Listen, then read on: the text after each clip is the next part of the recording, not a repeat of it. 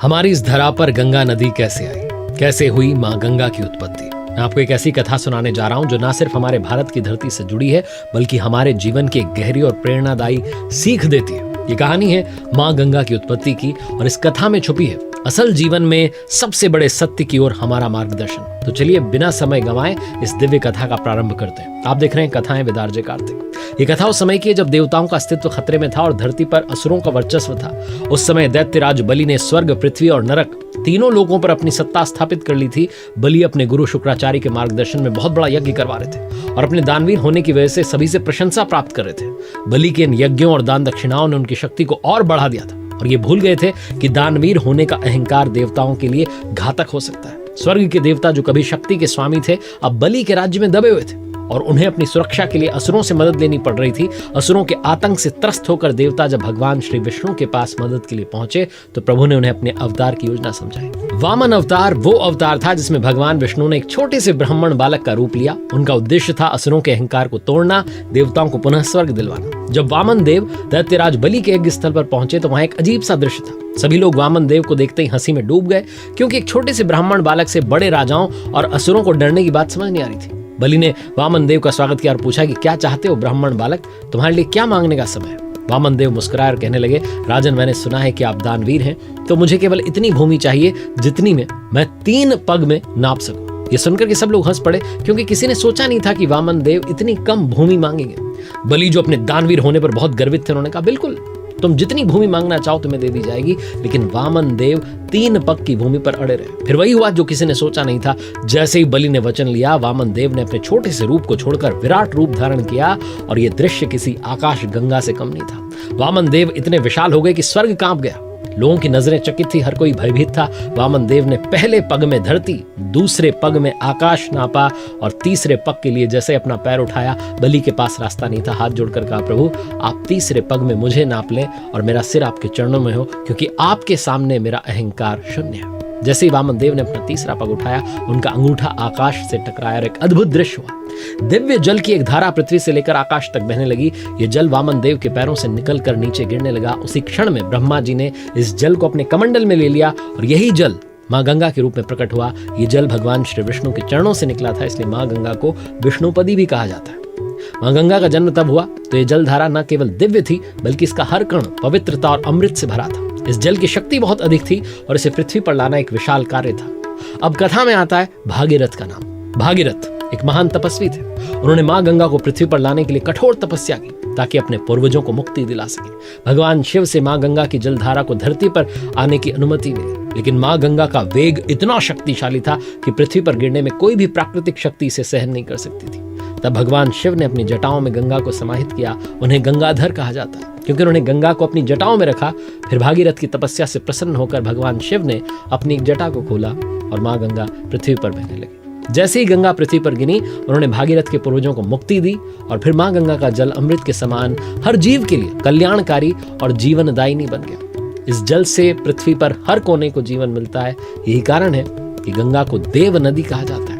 तो ये थी माँ गंगा की उत्पत्ति की कथा। एक ऐसी कथा जो न केवल हमारे जीवन को पवित्र करती है बल्कि हमें याद दिलाती है कि सच्ची तपस्या और भक्ति से किसी भी कार्य को पूरा किया जा सकता है। आप सभी का धन्यवाद। हर हर महादेव, जय माँ गंगे। किसी ने बड़े कमाल की बात कही है कि अगर आपका दोस्त उदास हो तो बस चुपचाप उसके पास जाकर बैठ जाना, आपका इतना सा कदम उसे सुकून देगा। नमस्ते, मैं आरजे कार्तिक। एक बहुत छोटी सी कहानी सुना रहा हूँ एक बेटे की जिसके बहुत सारे दोस्त थे और उसके पापा जी इसी बात से टेंशन में रहते थे कि इसने इतने सारे दोस्त बना लिए लेकिन अच्छा वाला दोस्त तो इसका कोई भी नहीं है। और वो अपने दोस्तों को गुणगान करता रहता था, पापा मेरा वो वाला दोस्त, उसके पास महंगी कार है, उसके पास महंगी बाइक है, उसके पास में महंगा फोन है, उसकी घड़ी नहीं देखी आपने, हमेशा ही बताता रहता। और अपने पापा से कहता था, पापा आपका तो कोई दोस्त ही नहीं है। फिर पापा जी कहते हैं वो है ना मेरे बेस्ट फ्रेंड जो है। फिर वो बच्चा चिढ़ाता था, बोले बस वही अंकल, उनके अलावा कोई भी नहीं है। पापा आपने दोस्ती नहीं बनाया कि आपने लाइफ जी है, वो बोलता रहता था बहुत कुछ। और अंकल जी ये सोचते थे कि इसको कैसे समझाऊं कि दोस्त जो है वो सच्चे और अच्छे होने चाहिए। तो उनके मन में कई बार आता कि कुछ तो करना चाहिए। तो एक दिन उनको एक आइडिया आया। उन्होंने अपने बेटे से कहा, बेटा सुनो, तुम कहते हो तुम्हारे बहुत सारे दोस्त हैं, बड़े अच्छे अच्छे दोस्त हैं, तो आज दोस्ती की परीक्षा करते हैं, फ्रेंडशिप वाला टेस्ट करके देखते हैं। उसने कहा ठीक है पापा, बताओ क्या करना है, अभी बताओ मैं बुला लेता हूँ दोस्तों। बोले नहीं, तुम रात 2 बजे का अलार्म लगाओ, रात में 2 बजे वो टेस्ट करके देखेंगे कि कौन जो है अच्छा वाला दोस्त है, तुम्हारे अच्छे दोस्त हैं, मेरा वाला दोस्त अच्छा है। बोले ठीक है पापा, देख लेते हैं, डन। 2 बजे का बेटे ने अलार्म लगा लिया, रात में नींद खुली। पिताजी ने कहा आ जाओ गाड़ी से चल के आते, चलो तुम्हारे सबसे अच्छे वाले दोस्त को कॉल लगाओ। लड़के ने कॉल किया, उधर कॉल रिसीव ही नहीं हुआ। उसने कहा पापा फोन नहीं उठा रहा है, सो रहा होगा पापा, कहाँ डिस्टर्ब कर रहे हो? बोले नहीं टेस्ट तो होगा। उसका एड्रेस बता मुझे, कहाँ पर रहता है। उस दोस्त के घर पहुंच गया, जाकर के डोरबेल बजाई। उस दोस्त ने ऊपर वाले रूम में से खिड़की में से देख लिया कि नीचे दोस्त आया हुआ है। लाइट ऑन भी हुई थी, फिर ऑफ कर दी, खिड़की बंद कर दी। इन्होंने देख लिया ऐसा करते हुए, कॉल रिसीव नहीं कर रहा था, क्या करें, वहां से चल दिए। पिताजी कहने लगे भाई ये तो बड़ा अच्छा दोस्त निकला, और कोई दोस्त थे? उसने कहा हाँ पापा मेरा वो वाला दोस्त है, उसको कॉल लगाते। कॉल उधर भी रिसीव नहीं। पहुंचे उसके घर पर, डोरबेल बजाई तो आंटी जी ने, जो उसकी मम्मी थी दोस्त की, उन्होंने दरवाजा खोला। उन्होंने बोला वो मिलना था उससे, इमरजेंसी है, कोई काम है। वो आंटी जी अंदर गई, उस लड़के को बोला तो आवाज़ सुनाई दी, अरे मम्मा बोल दो ना बीमार हूँ मैं, तो मुझे रात भर से वॉमिट हो रही है। उन्होंने आके बोल दिया कि क्या करें बेटा, वो तो बीमार है, बताओ कुछ काम हो तो। बोले नहीं आंटी काम हो, करते कुछ। पिता पुत्र वहां से निकल आए। पिताजी ने कहा और कोई हो तेरा दोस्त तो बता दे, उसको भी कॉल लगा लेते। लड़के ने कहा पापा आप रहने दो ना मेरे दोस्तों को, छोड़ो आप तो ये टेस्ट छोड़ो, चलो घर चलते। पिताजी ने कहा नहीं अभी मेरे वाले दोस्त का टेस्ट करना बाकी है। तो कहता ना मेरा एक ही दोस्त है, यही अंकल तो आपके दोस्त है पापा, इनके अलावा कोई दोस्ती नहीं आपका। आज तो ये बताता हूँ दोस्ती क्या होती है। कॉल किया, कॉल 1 घंटे में सामने वाले ने उठा लिया। अंकल जी कहने लगे, पिताजी थे, वो कहने लगे कि अरे भाई मैं आ रहा हूँ, कुछ इमरजेंसी। उन्होंने कहा ठीक है आ जाओ। उनके घर पहुंचे, एक डोरबेल बजाई, तुरंत दरवाजा खुल गया। और जो पिताजी के मित्र थे उनके एक हाथ में नोटों की गड्डी थी, दूसरे हाथ में गाड़ी की चाबी थी। बोले क्या करना है? तो पूछा कि अरे ये क्यों लेके आया तुम? तो कहने लगे इतनी रात में तुमने कॉल किया है, इमरजेंसी होगी तभी तो मुझे याद किया है।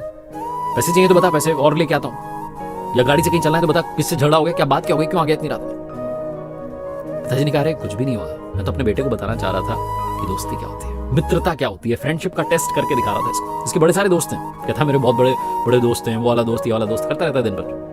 आज इमरजेंसी का इसको सिर्फ नाटक करके दिखाया कि कौन सा दोस्त तेरा साथ देने है। मेरा दोस्त देख इतने सालों से एक ही दोस्त है, लेकिन ये दोस्त हमेशा साथ देता है। बस ये समझाना चाह रहा था कि दोस्तों की परख करना सीख ले, अपने आसपास के लोगों को ठीक करना सीख ले, ऐसे लोगों के साथ रहना शुरू कर जो तुझे सुधारे, तुझे संवारे। ऐसों के साथ मत रहे जो तुझे बिगाड़ के खत्म कर दे। बस यही समझाना था अपने बच्चे को। दोनों दोस्त गले लगे, फिर ये वापस आ गए अपने घर। बड़ी छोटी सी कहानी है ना, लेकिन बहुत इंपॉर्टेंट मैसेज देती है। हमें से बहुत सारे लोगों का फोकस पर होता है कि ज्यादा दोस्त बनाए, हम भूल जाते हैं कि क्वालिटी फ्रेंड्स होने चाहिए। मित्रता ऐसी हो जो जन्मों जन्मों तक याद रहे। ये छोटी सी कहानी बस यही बात सिखाती है।